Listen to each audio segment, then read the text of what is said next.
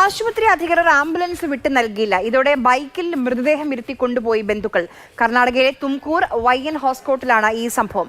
KB ശ്രീധരനുണ്ട് വിവരങ്ങളുമായി. ശ്രീധരൻ, അല്ലെങ്കിൽ തന്നെ പ്രിയപ്പെട്ട ഒരാളെ നഷ്ടപ്പെട്ട വേദനയിലായിരിക്കും ആ കുടുംബാംഗങ്ങൾ. അതിനിടയിലാണ് ഈ ഒരു ദുരിതം കൂടി. എന്തുകൊണ്ടാണ് ആംബുലൻസ് നൽകാഞ്ഞത്? ബംഗളൂരിന് സമീപം തുംകൂരിൽ ആണ് ഈ സംഭവം ഉണ്ടാകുന്നത്. ഇന്നലെയാണ് ഇവിടെ ഈ ഹെന്നുരപ്പ എന്നുള്ള വ്യക്തി മരിക്കുന്നത്. അദ്ദേഹത്തെ ആംബുലൻസിലാണ് ആശുപത്രിയിലേക്ക് എത്തിച്ചത്. പക്ഷേ ആശുപത്രിയിൽ എത്തിക്കുമ്പോഴേക്കും അദ്ദേഹം മരിച്ചിരുന്നു. എന്നാൽ ഇത് കൃത്യമായിട്ട് തിരിച്ച് അദ്ദേഹത്തിനെ വീട്ടിലേക്ക് കൊണ്ടുപോകുന്നതിന് വേണ്ടിയുള്ള സൗകര്യമൊന്നും ആശുപത്രി അധികൃതർ ഒരുക്കിയില്ല. ഇതിനെ തുടർന്നാണ് മക്കൾക്ക് ഇങ്ങനെയൊരു ദുർഗതി വന്നത്. രണ്ട് മക്കൾ ആശുപത്രിയിൽ ഉണ്ടായിരുന്ന ആ സമയത്ത് ഇവർക്ക് നടുവിൽ ബൈക്കിൽ ഈ മൃതദേഹം കൊണ്ടുവച്ച് പോവുകയായിരുന്നു.